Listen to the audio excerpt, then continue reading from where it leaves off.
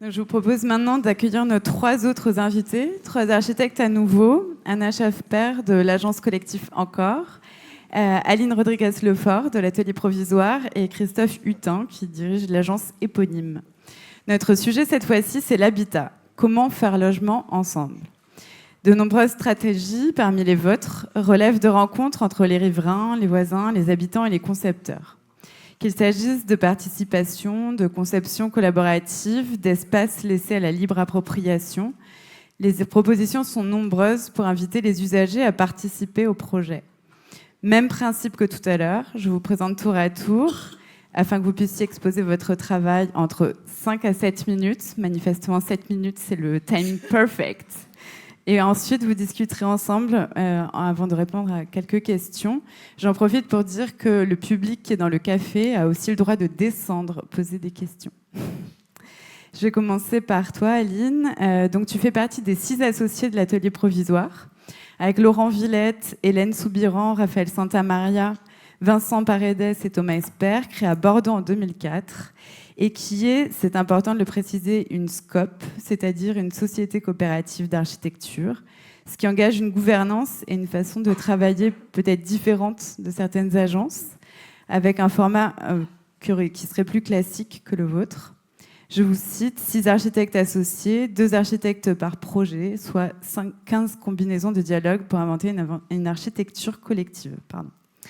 Vous travaillez sur de nombreux projets de logement, aussi bien en réhabilitation qu'en construction neuve, en remise aux normes en site occupé qu'en système d'habitat modulaire à ossature bois, en locatif participatif social ou en maison privée, et aussi bien en centre-ville, dans les quartiers de la métropole Jardin dont on parlait tout à l'heure, et aussi en ruralité.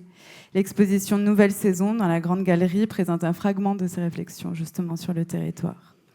Dans le travail de l'atelier, vous recueillez des histoires et c'est souvent celles-ci qui permettent de démarrer vos interventions architecturales. Vous avez développé un certain nombre d'outils, de recueil de la parole, des diagnostics en marchant, des livrets d'attachement au quotidien, des ateliers avec les enfants et des maquettes en bois pour rechercher, formuler, préciser, expliquer, partager vos projets. Et souvent, la première question posée déborde l'architecture. Est-ce que tu peux nous raconter ?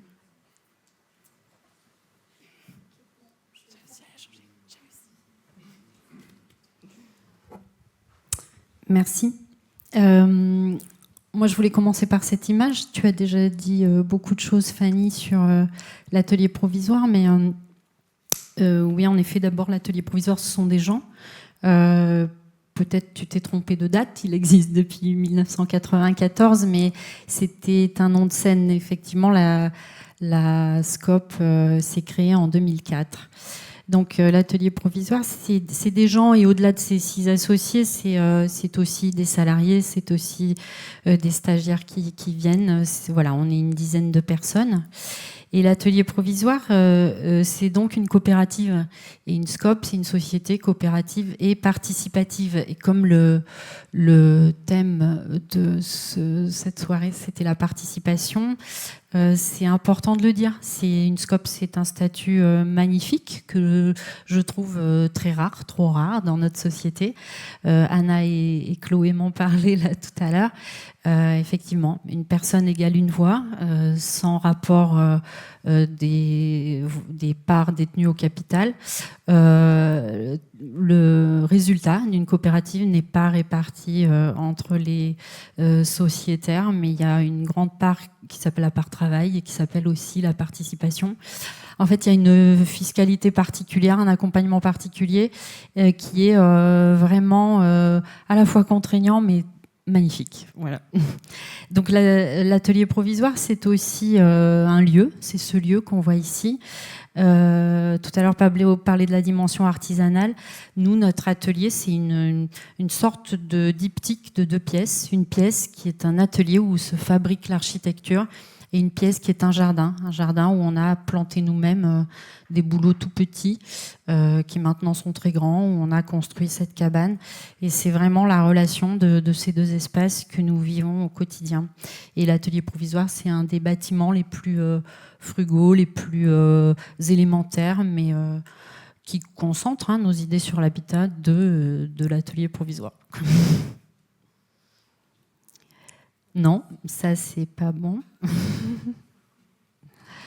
Voilà, et quand tu nous as posé la question de faire participer les habitants au projet d'habitat, moi j'avais quelques exemples où ici, à Loupiac, en fait nous on a eu la chance de rencontrer un maître d'ouvrage à Quitanis, il y a Bernard Blanc qui est là dans la salle, en 2008-2010, qui nous a entraînés dans des aventures de participation, justement, de multiples façons.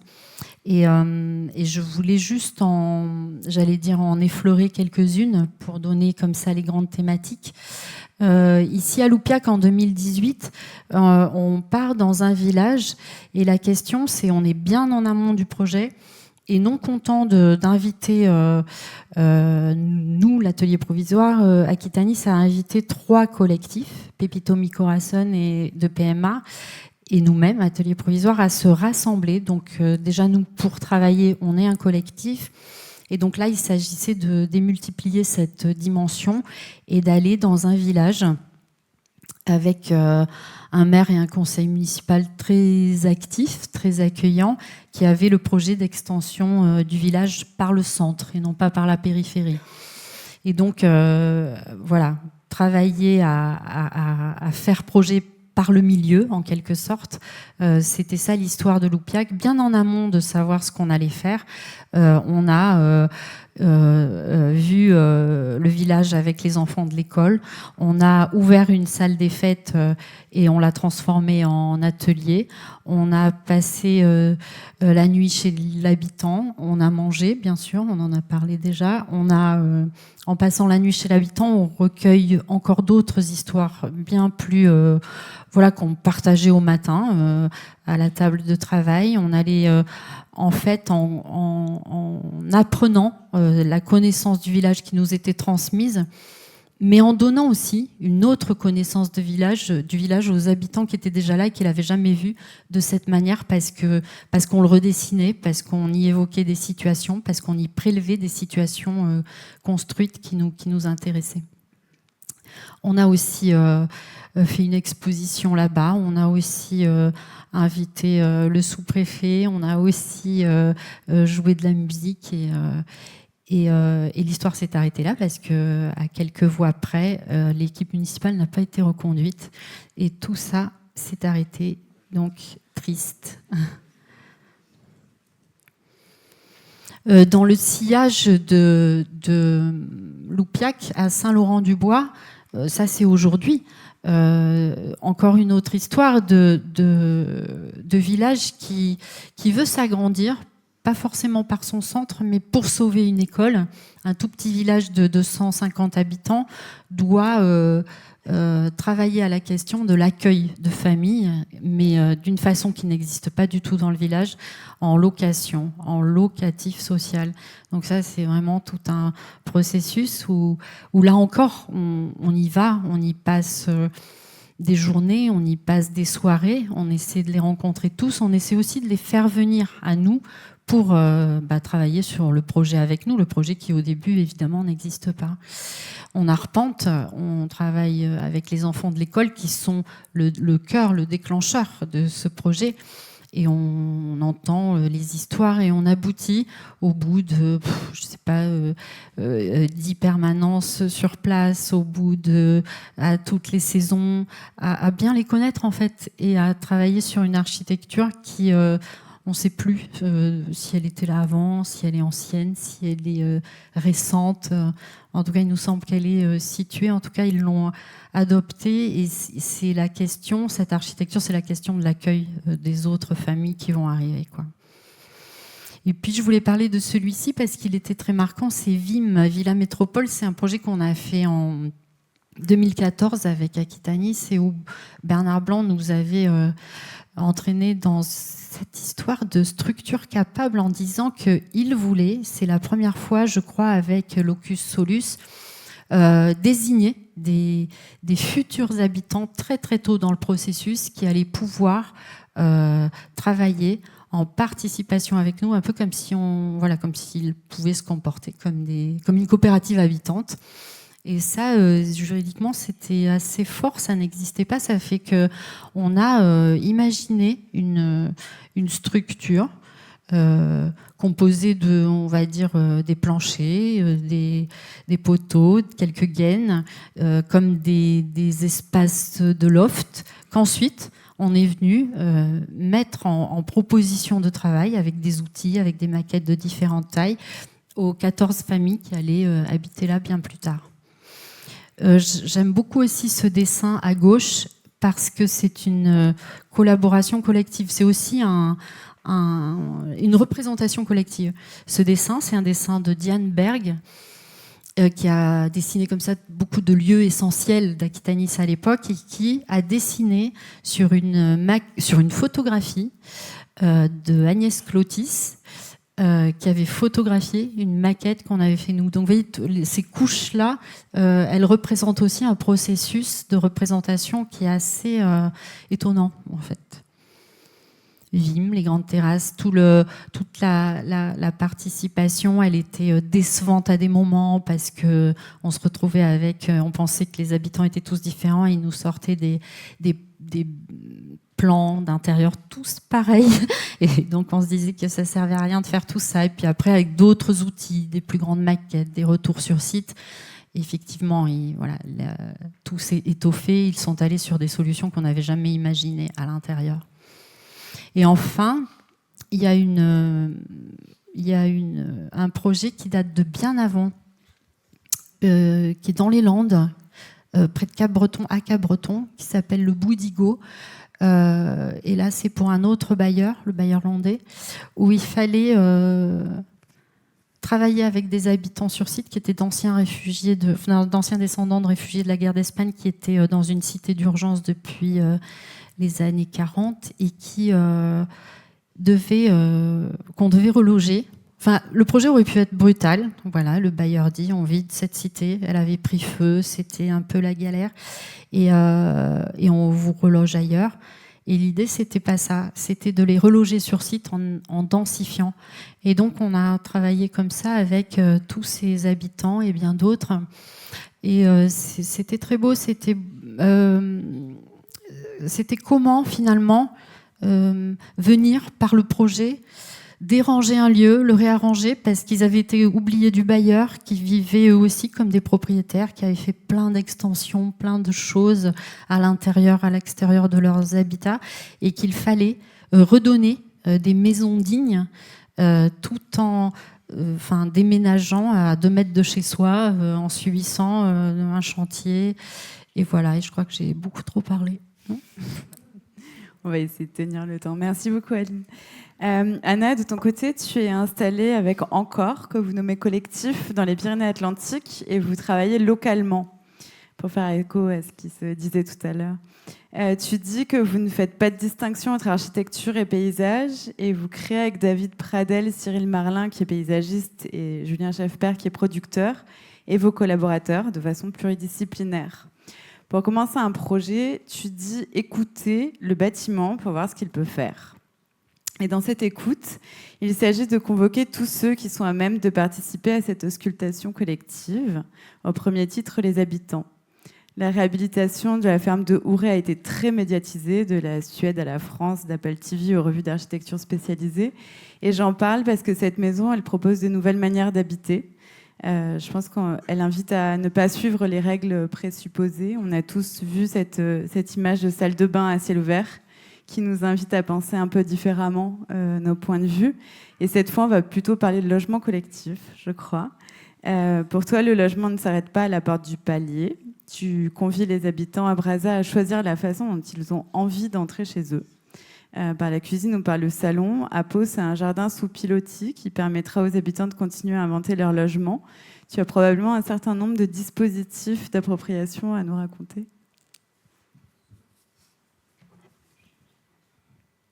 Oui, je vais vous montrer des petites... si j'arrive, hein.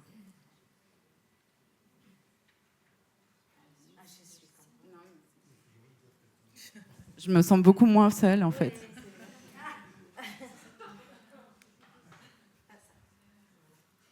Bon, c'est un peu pâle. Donc, je voulais parler parce que beaucoup de logements, on ne peut pas avoir les habitants avant. Parce qu'un projet, quand on fait, on ne sait pas qui va habiter. Et donc, je voulais parler de comment est-ce qu'on peut faire en tant qu'architecte avec ça. De quand même donner la liberté aux habitants plus tard. Comment est-ce qu'on peut faire? Et ici, c'est un projet on va commencer à le construire en septembre. Donc, on a un appel d'offres et on va signer le projet là. Et c'est drôle, oui, parce que normalement, on fait que de réhabilitation, on travaille que dans les villages. Donc, je vais parler de 2 exceptions. Donc, effectivement. Donc, ça, c'est à Pau. Et c'est un concours où, clairement, la demande était de faire un lotissement et innover et penser à des différentes matières, effectivement. Et nous, on pense, en fait, nous, le collectif Encore, et je pense vous aussi, sûrement, qu'on a un peu... c'est pas qu'on en a marre, mais on sait, en fait, qu'effectivement, si on veut réinventer la ville, c'est pas que par les matières. C'est vraiment, il faut qu'on s'organise différemment, il faut qu'on construise différemment, il faut qu'on invite d'autres façons d'habiter. Et donc, ça, c'était l'énième concours où on allait faire de terre crue. Voilà.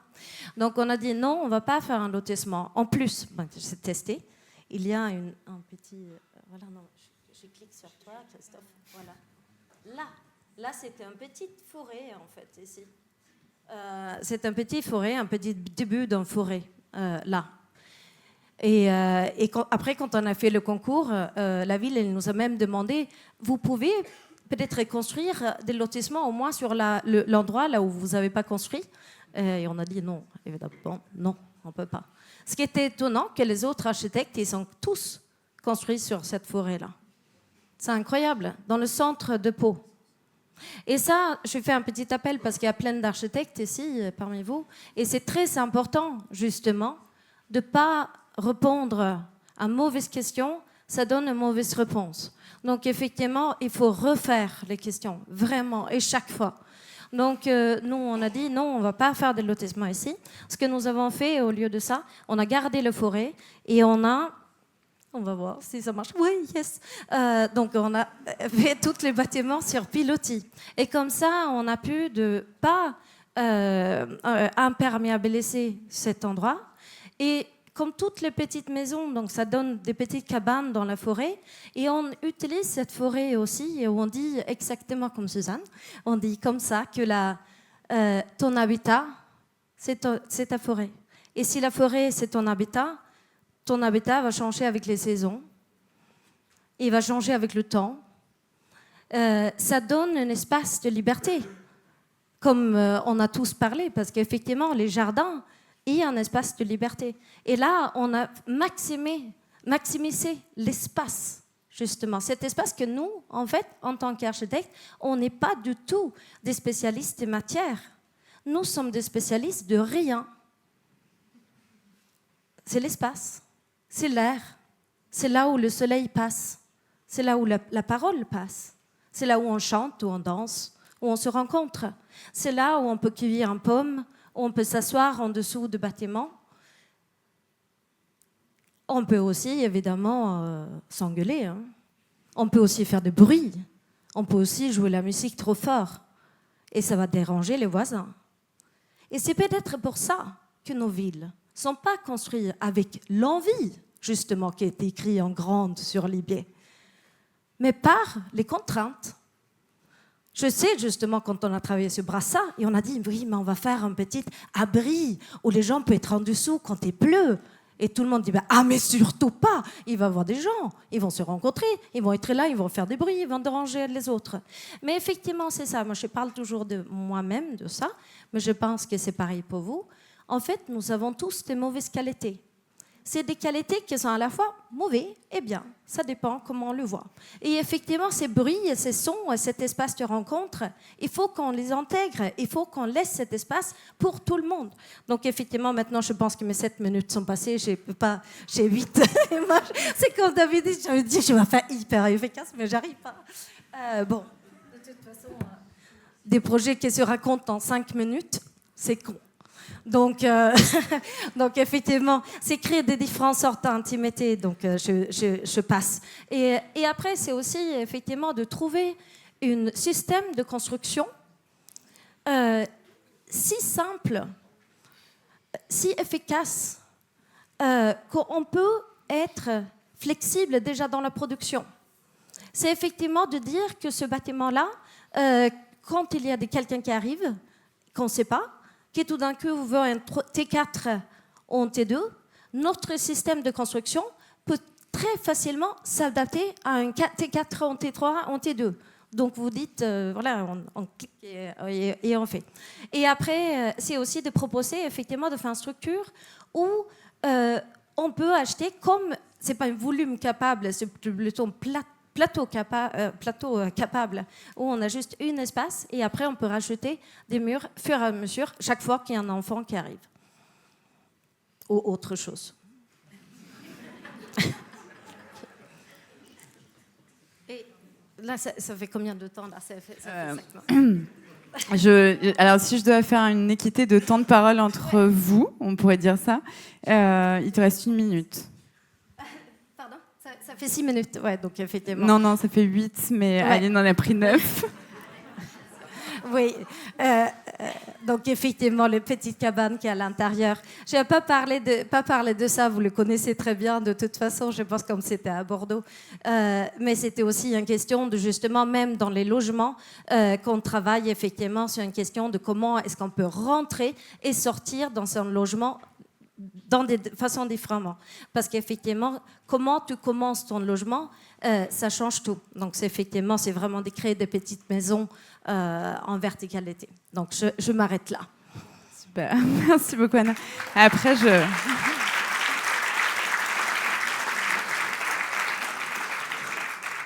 Ce qui n'empêchera peut-être pas de poursuivre les échanges en dehors.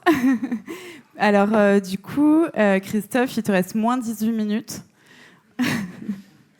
Donc Christophe Hutin, tu dis que tu as voulu entrer en architecture à Soweto, en Afrique du Sud, en travaillant dans les townships, notamment avec Karen Smuts. Tu es retourné à de nombreuses reprises, notamment avec un atelier d'enseignement intitulé Learning From, également monté à Détroit et même jusqu'à Uzès.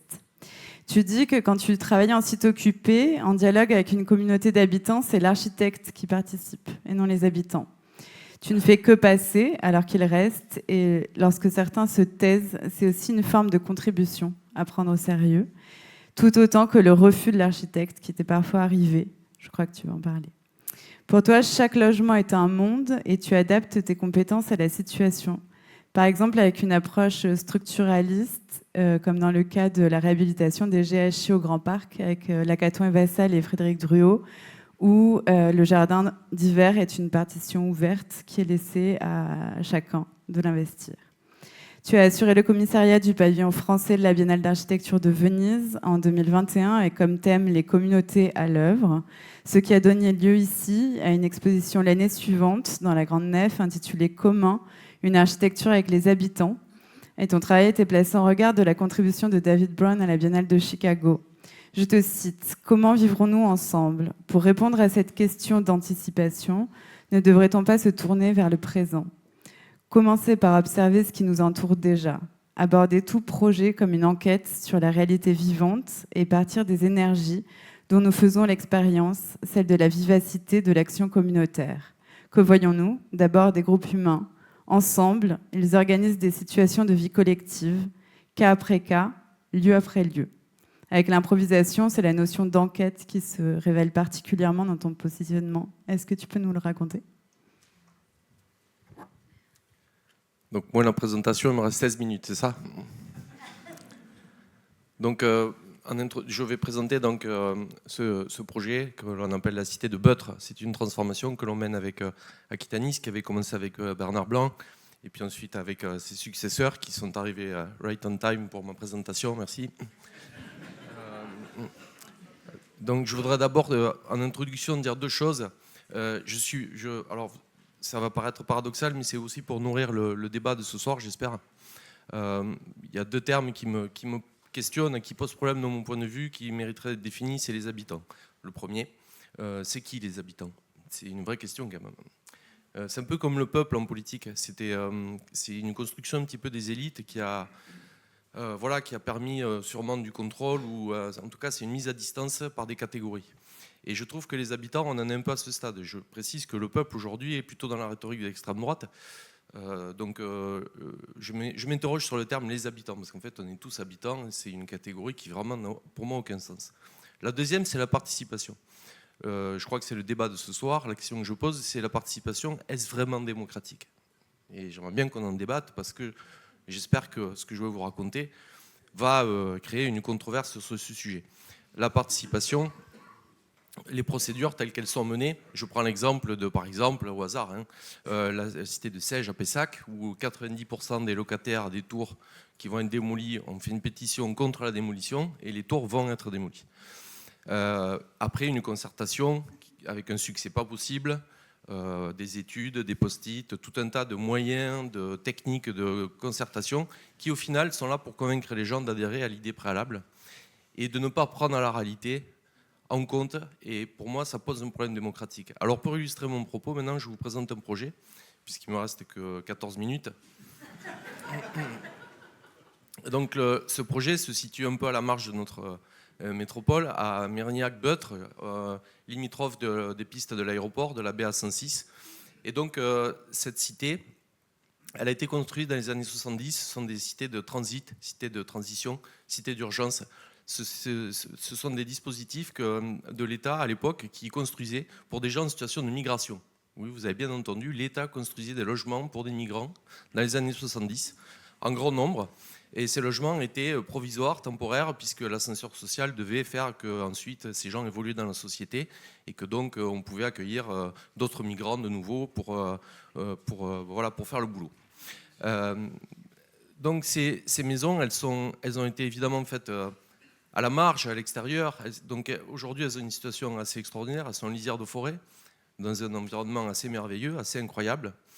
Et donc on a 20 bâtiments de ce type, avec donc des maisons assez petites qui avaient été livrées brutes de finition, c'est-à-dire des dalles, des briques, pas de finition intérieure, un poêle à mazout. Et puis, qu'est-ce qui s'est passé? L'ascenseur social est en panne. Les gens sont là depuis les années 70 et donc ils ont agi sur cette cité pour la transformer, pour faire qu'elle soit adéquate à leur projet de vie et à leur vie, à leur dignité, à leur liberté et à l'expression de leur quotidien. Habiter, c'est une action quotidienne. Donc tu l'as dit, je viens un peu en architecture de Soweto, en Afrique du Sud, où j'ai pris là-bas beaucoup d'énergie, beaucoup de connaissances et un rapport au monde qui m'a fabriqué.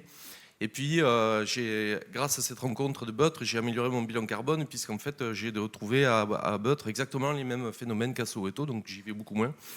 Et ce qui se passe, c'est que l'habitat est un vrai sujet universel. Habiter, c'est un sujet universel.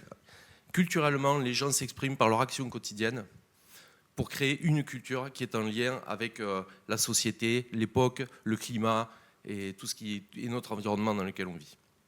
Alors voilà, des maisons, pas grand-chose à dire, un sol avec une graffe compactée, un sol totalement imperméable, les voitures garées quasiment dans le séjour, les séjours qui donnent sur la rue. Alors, tu as parlé d'enquête. Effectivement, pour faire ce projet, on a travaillé, on travaille toujours avec les équipes avec qui on a travaillé sur ce projet. Aujourd'hui, on est en train de livrer ce projet, c'est 93 maisons, avec Zoé et Chloé qui sont là. Et on travaille selon des diagrammes. Ces diagrammes documentent un travail d'enquête, de repérage, de connaissance sur le terrain. Parce qu'on a toujours plein d'idées, les architectes. Mais le problème, c'est que c'est pas la bonne taille, quoi. Ça marche pas dans la réalité. Et donc, toutes ces informations, ces données que l'on collecte et qui sont sociales et techniques, permet de préciser, repréciser systématiquement la commande, le programme, les attendus et de nous changer à nous. C'est ça la rencontre, c'est qu'on doit en sortir différent. Et donc ici, on a des diagrammes qui montrent avec des polygones comme ça, je ne vais pas vous expliquer, sinon je vais dépasser les 10 minutes qui me restent. Ces polygones indiquent la somme de travaux qui est à faire compte tenu de la situation sociale et technique de chacune des maisons. Voilà, il n'y a pas une réponse, il y a 93 réponses avec une précision la plus aboutie possible.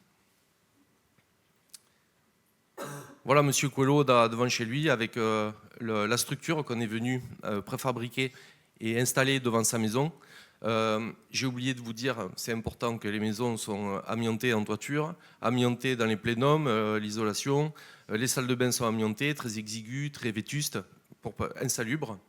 Voilà, des sujets techniques très lourds, et pourtant une cité qui a vécu et qui transpire le bonheur d'habiter. Donc la structure, comme Suzanne l'a dit, c'est un peu une institution pour moi. Cette institution, elle permet justement de rouvrir le sujet de la démocratie et de la liberté d'habiter dans son logement, d'écrire sa propre histoire. Ici, on est chez M. Sanchez dans le séjour avant les travaux. Donc là, on est au moment de l'enquête, on rencontre cette famille, on rentre chez lui, et puis voilà, maintenant, aujourd'hui, qu'on a transformé sa maison. Alors, il est très... c'était un peu un acteur américain, il est d'origine espagnole, mais il a une attitude, et donc il est très fier de sa maison. Ça a été pas simple de faire les travaux, parce que il voulait pas trop surtout sa femme voulait pas qu'on casse la salle de bain qui était toute neuve il y a 30 ans. Et donc on a dû les convaincre de démonter la salle de bain, de désamianter et de faire les travaux. Et au final, ils sont super heureux. On était hier là-bas avec Julien Pansu. Donc M. Sanchez a 95 ans. Il a acheté des plaques transparentes, translucides. Il a un projet là. Ça y est, il a commencé. Il a mis les poteaux. Il va faire une extension derrière la baie vitrée.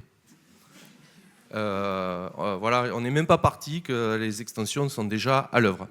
Donc voilà l'emprise du projet. Et donc les couleurs sont importantes parce que ce qui est en rouge, ce sont les autoconstructions. Et Aquitanis a eu cette intelligence depuis le départ avec Bernard d'aller voir derrière ce qui se passe. Parce que devant, c'est la peur de l'institution. Donc les gens devant, c'est nickel, il n'y a rien, c'est des façades toutes lisses. Et puis derrière, c'est Soweto, c'est l'Afrique. C'est l'improvisation, c'est le désordre, ça s'appelle la vie. Et voilà, une ville qui nous ressemble, c'est compliqué. Donc voilà, donc ces extensions en rouge, elles permettent aux gens d'avoir construit leur projet de vie, que leur famille puisse s'installer. Il manquait des chambres, il manquait tout un tas de choses dans cette situation, et les gens les ont transformées. Et en fait, ce qu'on a dit, c'est que c'était digne d'intérêt, ça a une valeur. Cette valeur, elle a été reconnue. Et cette valeur, c'est ça la ressource du projet. Chaque rencontre, chaque échange avec les habitants n'est pas vu comme un problème auquel il faudrait pallier ou convaincre par la participation, mais c'est joyeusement reçu comme étant une nouvelle opportunité de projet. Voilà la maison de M. Sanchez, avant et après. Donc en rouge, son grand garage qu'il avait construit. Et donc vous voyez, salle de bain qui bloque complètement l'accès au jardin, le séjour qui donne vers la rue. Et puis en fait, on est venu mettre cette nouvelle structure préfabriquée en site occupé, bien sûr, les gens ne sortent pas de chez eux pendant les travaux, y compris les désamiantages. Et donc, on crée une nouvelle salle de bain PMR, toilettes, tout avec des dimensions qui font que les personnes âgées puissent maintenant avoir leur vie la plus confortable. Et puis, on ouvre avec une grande baie vitrée vers le jardin. Pas besoin des jardins d'hiver, puisqu'ils ont un jardin merveilleux tous derrière. Ils ont cet espace dont on rêve tous. Voilà. Ici, sur ces dessins, ce que je veux vous dire, c'est que chaque élément que vous voyez, ça a une valeur pour les gens inestimable, symbolique, affective, politique. Chaque plante a une histoire, elle vient de leur village en Espagne. C'est ça la vie des gens. Donc ça, c'est un cas gentil. On va prendre deux extrêmes. Donc il n'y a pas de plan masse, hein. Il y a 93 familles, il y a 93 projets. Ici, on est une famille, je les ai appelés A pour être un peu... pour respecter un peu les gens, je ne vais pas forcément donner le nom de tout le monde, si vous permettez. C'est une famille avec 3 enfants, ils sont dans une maison T2, c'est-à-dire il y a une seule chambre. Donc en fait, les 2 garçons sont en lit superposé, la fille elle est dans le séjour avec une cloison en plâtre, sans fenêtre, au milieu du séjour, et les parents ont construit leur chambre dans le jardin. Voilà. Donc on leur a proposé un relogement, ils ne veulent pas être relogés, ils sont trop attachés à leur maison. Ils ont refusé le relogement. On a du bol, tous les gens qui avaient besoin de chambres en plus, ils sont tous en pignon. Donc on a pu faire 2 chambres en plus en pignon, et donc maintenant, chaque enfant a sa chambre. Voilà, c'est une transformation qui est assez importante sur le plan de leur situation. Et le jardin derrière qui était déjà là. Celle-là, c'est peut-être celle où on a fait le moins, puisque cet habitant, ce locataire, est un génie. Je le dis à la direction d'Aquitanis. Il a doublé la surface de la maison déjà pendant les études, en rouge. Et donc finalement, la structure que l'on a faite, qui est la nouvelle salle de bain, les nouveaux toilettes, alors je ne veux pas préciser, mais il avait déjà intégré le plan de la salle de bain qu'il nous avait demandé au moment des études. Il avait tout anticipé, donc il a une très très grande salle de bain maintenant. Voilà. Voilà le résultat d'une des barrettes. Ce que je veux vous dire en conclusion, c'est que c'est pas un projet pour des habitants. Ce projet, il est fait pour Fatima Tokli, qui habite à gauche, là, qui m'a fait changer d'avis sur la façade et les couleurs, puisqu'on proposait des choses très colorées. On avait des super idées. Et en fait, ils m'ont engueulé parce qu'ils m'ont dit non, nous, on nous montre du doigt depuis trop longtemps. On veut être un lotissement le plus ordinaire possible, le plus classique. On veut s'intégrer, c'est ça qu'on veut. On veut pas de tes couleurs, tu nous emmerdes avec tes couleurs. Ensuite, il y a Monsieur Nemetz, il y a la sœur de Fatima, Madame Tokli, Djelali, Defali, et puis ensuite la famille Abdelawi. Voilà, et donc j'ai essayé de faire un projet qui leur ressemble. C'est ça que je voulais dire, parce que je les estime et je les aime. Merci.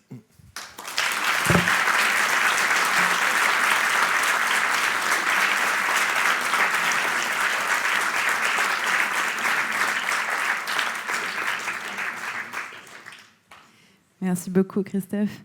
Moi, je vais poser une seule question qui est en fait directement liée à celle-ci, mais qui vous concerne vraiment tous les trois. C'est la question de... Alors, j'ai pas trouvé mieux qu'écriture architecturale, c'est un terme que j'aime pas du tout, mais le jour où je trouverai mieux, je vous dirai. En tout cas, qu'est-ce que vous improvisez, qu'est-ce que vous maîtrisez et qu'est-ce que vous laissez faire? Parce que finalement, cette question de ville qui nous ressemble, c'est aussi celle qui ressemble aux concepteurs, aux architectes qui les dessinent, qui veulent des façades colorées qui manifestement n'ont pas l'air d'être... cette place-là, elle est vraiment intéressante. C'est-à-dire que ce n'est pas que du consensus, c'est aussi du dissensus, de concevoir avec des gens, pas avec des habitants. Et c'est aussi parfois trouver une place en tant qu'architecte qui n'est pas qu'une place technique de récit, mais qui est aussi une place de dessinateur, de concepteur, de lien entre plusieurs projets aussi. Qui aurait envie de répondre à ça?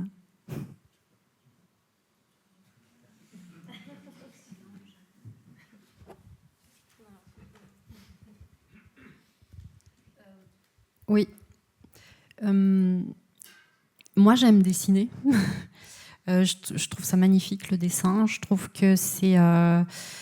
Pablo, il parlait de la méthode artisanale. Je trouve que c'est, je sais pas, une expression intemporelle, hyper convaincante et complètement sobre. C'est-à-dire, tu as ton carnet dans ta poche. En fait, tu n'as même pas besoin de carnet. Je sais pas, on est allé avec les étudiants l'autre jour à Saint-Sébastien et on a dessiné sur le sable.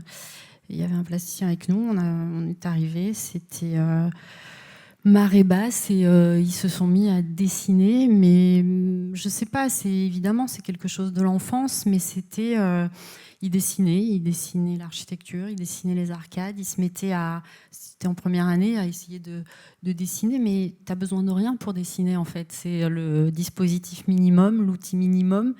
Et avec ça, on peut raconter des histoires, on peut travailler sur des espaces. Anna, elle parlait du vide et du rien, mais le vide, c'est pas le rien, le vide, c'est le tout. C'est là où tout est possible.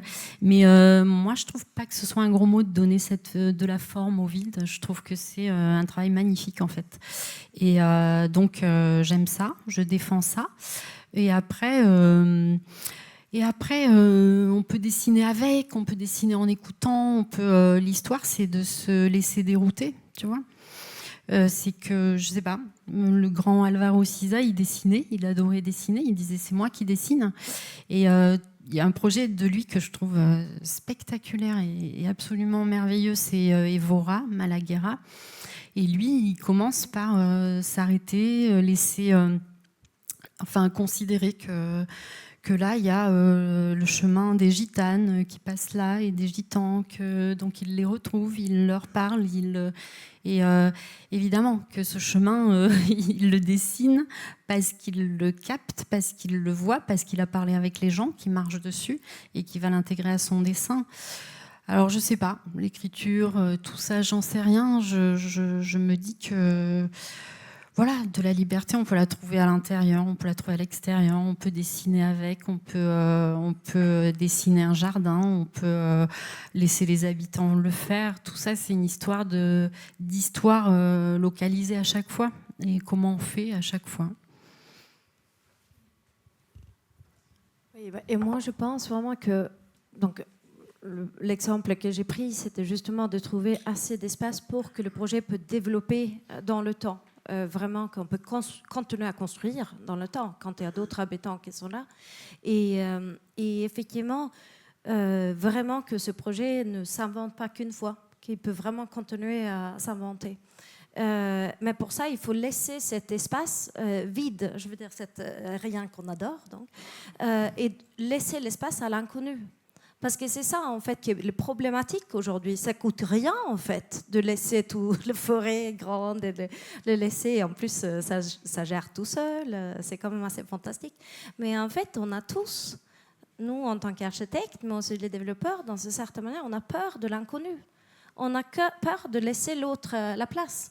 Et effectivement, que je pense qu'une des raisons que nos villes et nos villages et nos environnements sont si pauvres, c'est qu'on préfère en fait de décider nous-mêmes. Et en plus d'avoir un bureau de contrôle qui valide, en plus d'avoir l'ABF qui contrôle.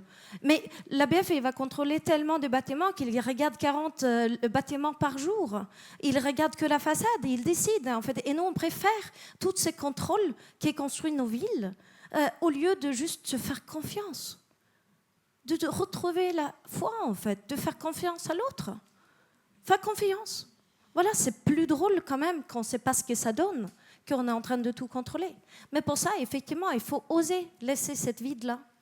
Il faut vraiment laisser la vide, que les gens puissent continuer à faire et construire. Et je pense que c'est vraiment très important. Merci. Et toi, Christophe, qu'est-ce que tu laisses improviser? Qu'est-ce que tu maîtrises? Qu'est-ce que tu... Sur la question, d'abord la question du dessin, qui est un vrai sujet. Vous avez vu les dessins des maisons, qui sont très précis, qu'on a fait avec Zoé dernièrement. En fait, moi, j'adore dessiner, mais après.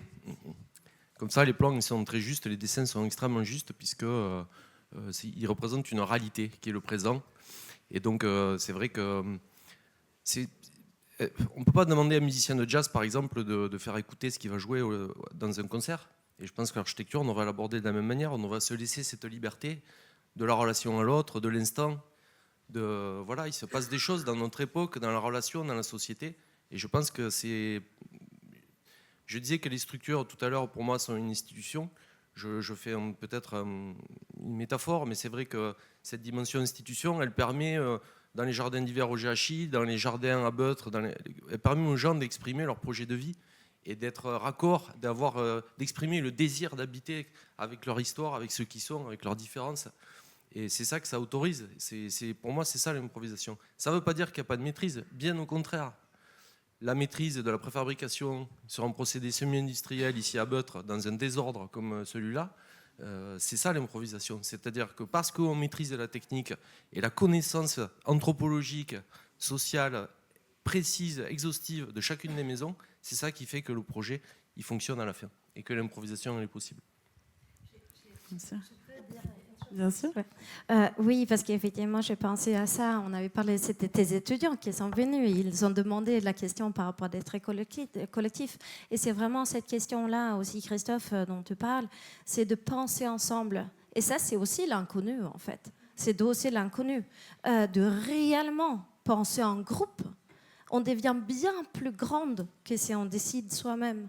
Et effectivement, comme nous, on a dit, en tant que collectif, nous, en tant qu'architectes, mais c'est avec les habitants, et même de penser avec la forêt, même penser avec les bâtiments. Effectivement, écoute un bâtiment, laisse-le décider. Et effectivement, donc, réponds pas à la mauvaise question, écoute ton bâtiment et change le programme. Mais je pense que c'était Chloé qui l'avait dit. Mais, pardon. Merci beaucoup. On peut peut-être laisser la possibilité qu'il y ait une ou deux questions dans la salle. Et puis, on a toujours la question de savoir si la participation est un format démocratique pour celui qui veut s'y lancer.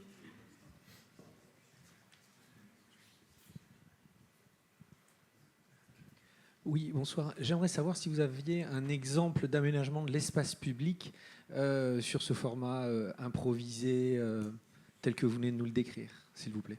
Merci beaucoup et merci pour ces moments très importants, très instructifs. Moi, j'en ai un. Ouais. La place de la Nation à Paris. Oui, bonsoir. On a fait cette démarche sur la place de la Nation à Paris, sur un projet qui avait lieu simultanément sur 7 grandes places parisiennes. Et en fait, il y a eu un appel à projet de la ville de Paris pour des collectifs pluridisciplinaires, pour une méthodologie participative de co-conception de l'aménagement de l'espace public. Et donc, on l'a fait dans l'espace public. Et on a par ailleurs économisé 12 millions d'euros sur l'opération grâce à cette méthodologie. Je peux vous en parler plus en détail, mais il nous faudrait plus de temps. Et oui, ça se fait parfaitement dans l'espace public. Je pense effectivement qu'une des bonnes exemples, c'est justement, on pourra prendre un très bon exemple, comme la forêt. Qui en fait c'est quelque chose en Suède, on a quelque chose qui est super joli qui s'appelle Hall. On a plein de trucs mauvais aujourd'hui, mais comme la Suède ne prend jamais la Suède comme exemple, donc et Julien m'a dit ne commence pas à parler de la Suède, mais on a une chose qui est bien, c'est allemansrätten, et c'est le droit de tout le monde. Et effectivement l'air est comme la forêt. Et tout ce qui est là appartient à tout le monde. Donc, effectivement, il y a un échange où on peut prendre si on est respectueux. Donc, il y a effectivement cet échange. C'est une très bonne école, effectivement. Et puis, une immersion aussi dans la forêt qui est bien. Mais c'est un bon espace qui peut évoluer avec le temps. Très, très peu civilisé, évidemment, mais ça peut marcher. C'est un bon exemple. Je trouve que ça peut être très bien d'avoir plus de forêts partout.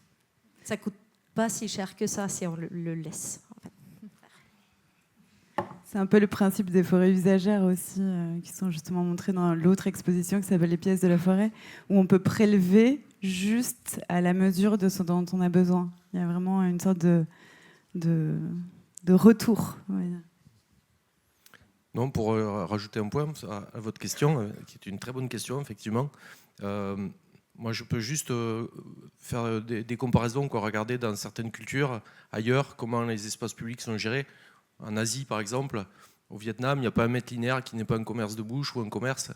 Une place au Vietnam, c'est on fait sécher du riz, on étend le linge, on joue au badminton. Il y a 1000 usages dans la journée et ça pose aucun problème. En Afrique, c'est le cas aussi. La place Jamel Afna au Maroc, par exemple, elle change tous les jours de forme. Peut-être en France, on est tellement riche, on met tellement d'argent dans les sols que c'est vraiment con de s'en servir, quoi.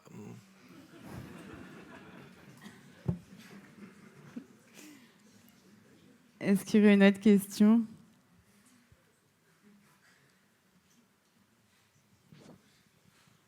Aucune. Alors, on va peut-être conclure maintenant. Je pense qu'on aurait dû appeler ce débat « Comment cultiver ensemble une ville qui nous ressemble » finalement. En tout cas, merci à tous. Je tenais à remercier le Fonds de dotation Quartus pour l'architecture, son président Emmanuel Logno, son directeur Julien Pansu, Arc en Rêve pour son accueil et l'ensemble des participants, Chloé Baudard, Suzanne Eliasson, Pablo Georgiev, Aline Rodriguez-Lefort, Anna Schaffper et Christophe Hutin. Pour ces 2 tables rondes et nous vous invitons à peut-être poursuivre les échanges de manière un peu plus informelle autour d'un verre à la sortie sur les mezzanines. Merci à tous.